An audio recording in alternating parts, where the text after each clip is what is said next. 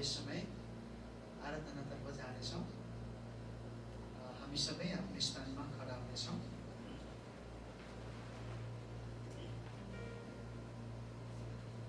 अनि आराधना चाहिँ परमेश्वरलाई अति नै मनपर्ने कुरा। अनि परमेश्वरले मानव जातिलाई सृष्टि गर्नुको मुख्य कारण नै मानव जातिले चाहिँ परमेश्वरको आराधना गरोस्, उहाँको नामलाई उचालोस् र उहाँको उपस्थितिमा रमेको, उहाँको उपस्थितिमा चाहिँ हामी गएको उहाँ चाहनुहुन्छ। आमेन।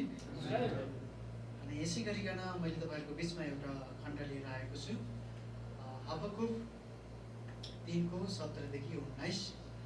अनि हामीलाई थाहा छ यी परिस्थितिहरूमा निकै नै डरलाग्दा घटनाहरू घटिरहेका छन् संसारमा। महामारी, बाढी पहिरो, भूकम्प आदि हुरी विभिन्न प्रकारका घटनाहरू हामीले देखिरहेका छौँ अनि घटिरहेको छ। दिन प्रतिदिन एकपछि एक घटनाहरू घटिरहेको छ। अनि यो हबकुकको पुस्तक मैले अध्ययन गर्दै थिएँ। अनि हबकुकले परमेश्वरलाई प्रश्न गरिरहेको छ, तपाईँ कहिलेसम्म सुन्नु हुँदैन? कहिलेसम्म हाम्रो पुकारा सुन्नु हुँदैन? हाम्रो पुकारलाई व्यवस्था गर्नुहुन्छ भन्ने प्रश्न गरेको कुराहरू। अनि अध्ययन गर्दै जाँदा जब मौन भएर जब परमेश्वरको उपस्थितिमा चाहिँ उनी गए, तब यो लथालिङ्गै भएको संसार, उथल पुथल भएको संसारलाई पनि उनले आशा देख्दछन्। अनि हामी चाहिँ परमेश्वरमा आशा गर्ने व्यक्तिहरू, परमेश्वरमा भरोसा गर्ने व्यक्तिहरू। आमेन। त्यसकारण हाम्रो निम्ति पनि आशा छ, हाम्रो निम्ति पनि नयाँ आशा छ। त्यसकारणले गर्दाखेरि यस खण्डले भन्दछ, म तपाईँहरूको बिचमा पढिदिनेछु। चाहे अन्जिरका रुखमा मुना नलागोस् र दागका बोटमा फल नफलोस्, चाहे जैतुन रुखमा फल नलागोस् र खेतले अन्न नउब्जाओस्, खोरमा भेडा बाख्रा नभए पनि र गोठमा गाई बस्तुहरू रहेनन् भने पनि म परमप्रभुमा रमावट गर्नेछु। आमेन। म मेरो उद्धार गर्नुहुने परमेश्वरमा रमाउनेछु। परमप्रभु परमेश्वर मेरो बल हुनुहुन्छ। उहाँले मेरा खुट्टा हरिणका खुट्टा चाहिँ पार्नुहुन्छ। उहाँले मलाई अग्ला अग्ला स्थानहरूमा जाने योग्यको तुल्याउनुहुन्छ। आमेन। साँच्चै यी दिनहरूमा संसारका मानिसहरूको निम्ति आशा छैन। त्यही भएको कारणले गर्दा धेरै मानिसहरू निराशामा छन्, रोइरहेका छन्, आशाहीन भइरहेका छन्। तर हाम्रो निम्ति चाहिँ आशा छ। आमेन। यस कारणले गर्दाखेरि चाहे संसारमा जस्तो सुकै विपत्ति आओस्, जुनसुकै परिस्थितिहरू आओस्, हाम्रो जीवनमा जस्तो सुकै घटनाहरू घटेर जाउन्, हामी चाहे सङ्कटमा परौँ, चाहे हाम्रो जीवनमा विभिन्न प्रकारका परिस्थिति आउन्, चाहे हामी अनिकालमा भएर गुज्रियौँ, यही कुराहरू यो खण्डले हामीलाई बताउँदछ। चाहे गोठमा भेडा बाख्राहरू नहुन्, अनिकालको कुरालाई दर्शाउँदछ। चाहे अनिकाल भएर गए तापनि हामी चाहिँ सदैव परमप्रभुमा के गर्नेछौँ? रमावट गर्नेछौँ। आमेन। किनभने हाम्रो निम्ति आशा छ अनि प्रभु नै हाम्रो निम्ति बल हुनुहुन्छ, हाम्रो शक्ति हुनुहुन्छ, हाम्रो उद्धारक हुनुहुन्छ। आमेन। आउनुहोस् हामी यो 504 नम्बरको भजनलाई गाउँदै परमेश्वरको उपस्थिति जानेछौँ, हामी आराधना गर्नेछौँ उहाँलाई। यसले भन्दछ, मैले निश्चय गरेको छु रमाउन येशूमा, मैले निश्चय गरेको छु र विश्वास गर्न। आउनुहोस् हामी उत्साहित भएर रमाउँदै गाउँदै बजाउँदै परमेश्वरको चाल्नेछौँ।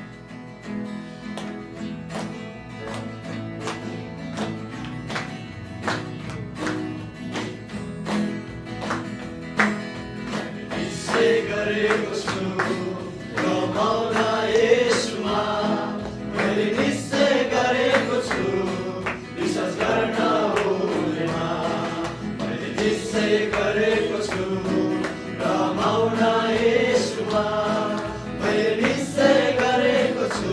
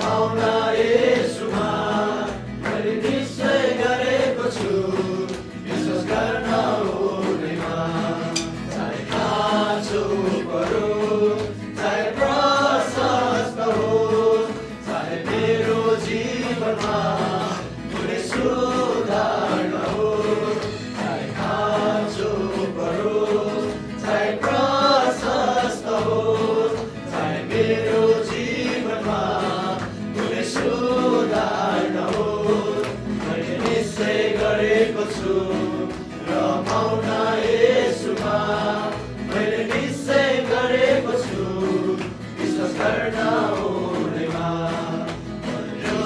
प्रभु नै मेरो सहारा हो परम प्रभु नै मेरो जीवनको ज्योति हो परम प्रभु नै मेरो सहारा हो परम प्रभु नै मेरो जीवनको ज्योति हो मैले निश्चय गरेको छु रमाउन यसुमा मैले निश्चय गरेको छु विश्वास गर्न हुनेमा निश्चय गरेको छु रमाउन यसुमा मैले निश्चय गरेको छु विश्वास गर्न हुनेमा प्रभु नै मेरो सहारा हो परम प्रभु नै मेरो जीवनको ज्योति हो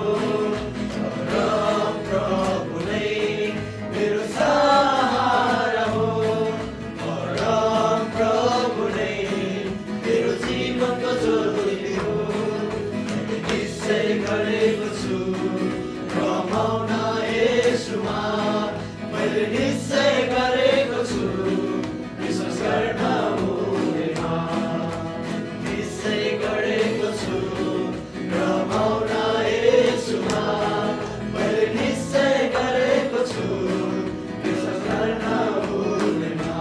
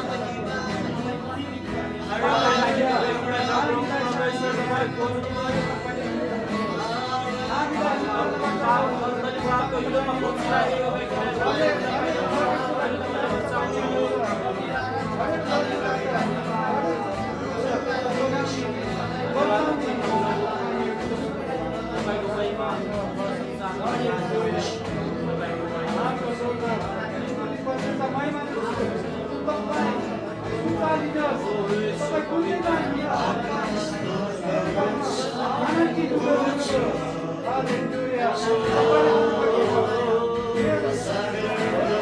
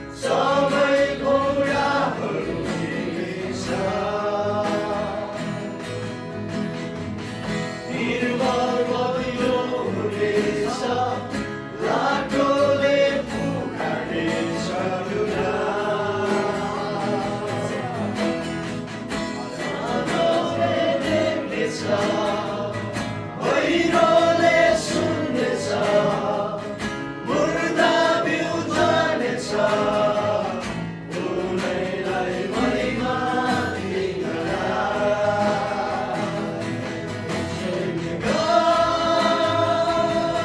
गाउँछौ प्रशंसा, गाउँछौ महिमा कुनै येशूको।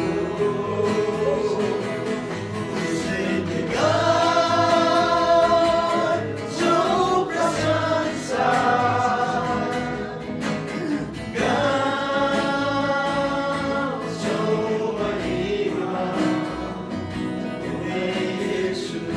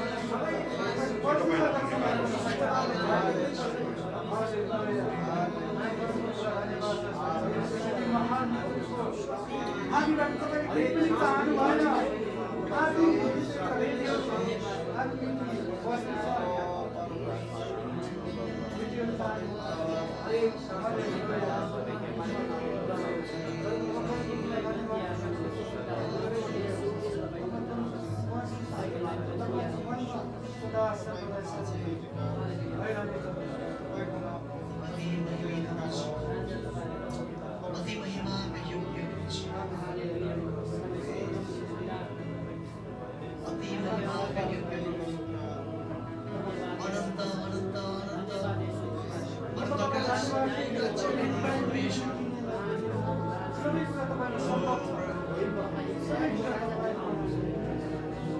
हामी तपाईँलाई धन्य गर्दछौँ, सारा हृदयले तपाईँलाई आराधना गर्दछौँ।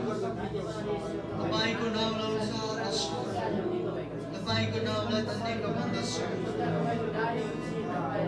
हामी प्रशंसा गर्दछौँ, सारा हृदयले, सारा प्राणले, सारा शक्तिले तपाईँ प्रभु यीशुलाई नै महिमा दिदछौँ, कारण तपाईँ महिमाका योग्य हुनुहुन्छ, कारण तपाईँ प्रशंसाका योग्य हुनुहुन्छ प्रभु।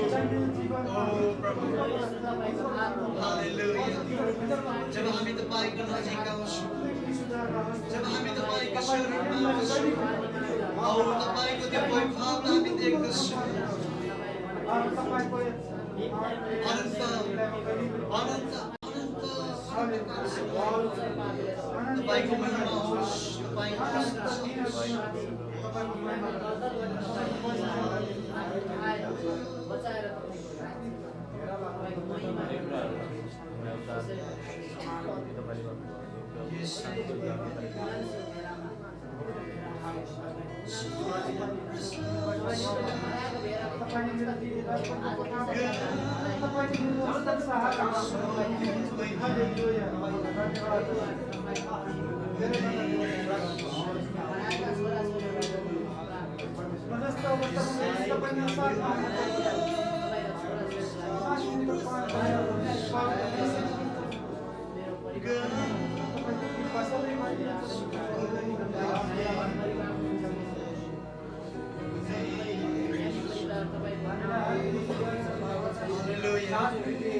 सारा सृष्टिले रोक्नेछ, हरेक घुँडाहरू टेकिनेछ,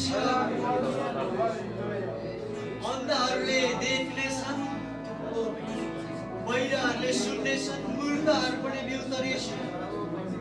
तपाईलाई महिमा दिनको निम्ति, तपाईलाई महिमा दिनको निम्ति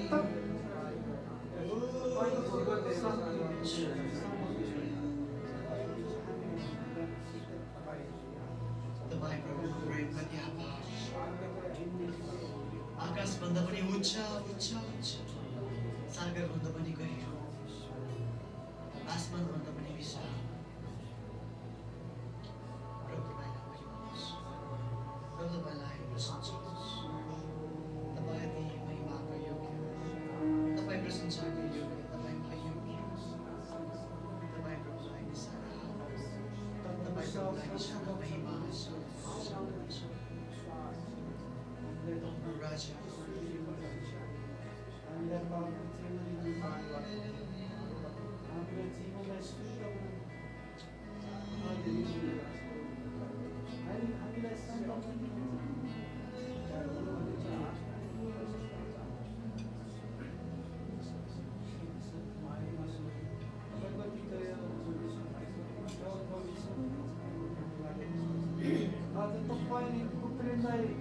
हामी परमेश्वरलाई हाम्रो प्रभु कति महान हुनुहुन्छ। तपाईको दयालाई प्रभु स्वरूप कोही छैन, किनभने तपाईका दया माया तपाईका आश्चर्य कामहरू वचनले यही हामी तपाईका ईश्वरको मानिसहरूलाई सुसमाचार प्रचार गर्ने मानिसहरूको बिचमा अर्को कुनै नाउँ दिएको छैन, जुन नाउँमा हामी मुक्ति पाउन सक्छौँ, उद्धार पाउन सक्छौँ, केवल त्यो नाउँ येशू नाउँ, केवल त्यो येशू नाउँ। तपाईका महिमाका कार्यहरूलाई तपाईका असल कार्यहरूलाई बुझ्न सक्नुहुन्छ। आज शान्तिको आत्मा तपाईँको ज्ञानहरूले परमेश्वर तपाईँ महान हुनुहुन्छ, तपाईँ पवित्र हुनुहुन्छ, तपाईँ शुद्ध हुनुहुन्छ। परमेश्वर तपाईँलाई धन्यवाद दिँदछु। तपाईँ संसारमा आउनुभयो, हामी मानव जातिको उद्धार गर्नुको निम्ति। परमेश्वरसँग जुन हाम्रो सम्बन्ध टुटेको थियो, परमेश्वरसँग हाम्रो मिलाप गराउनुको निम्ति तपाईँ प्रभु येशू संसारमा आउनुभयो। तपाईको बलिदानले हामीलाई धुनुभयो। हामी अयोग्य थियौँ, हामी तुच्छ थियौँ, हामी परमेश्वरको ग्रहण योग्य थिएनौँ, तर ख्रीष्टको रगतद्वारा हामी परमेश्वरको छोराछोरी हुने योग्यका भएका छौँ। कारण परमेश्वरको रगत अनि उहाँले हामीलाई धुनुभयो, हामीलाई पखाल्नुभयो, उहाँको बलिदानद्वारा हामीलाई चोखाउनुभयो। ओ परमेश्वर तपाईँलाई धन्यवाद, धन्यवाद, धन्यवाद, धन्यवाद। तपाईँको रगतले हामीलाई धुनुभयो र तपाईँको रगतले हामीलाई पखाल्नुभयो। हाम्रो सबै पाप, हाम्रो अधर्महरू पखाल्यो, हामीलाई परमेश्वरको उपस्थितिमा जाने योग्यको तुल्याउनु भयो। परमेश्वरको उपस्थितिमा हामीलाई लैजानु भयो।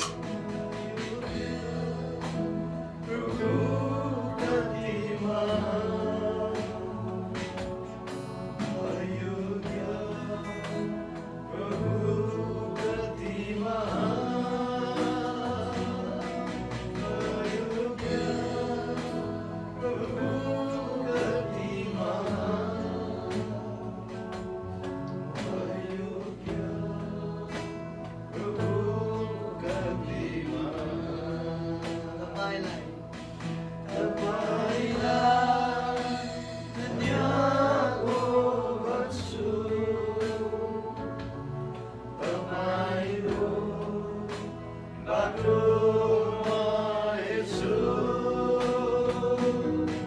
तपाईँलाई धन्यको भन्छु तपाईँको बाटोमा येशू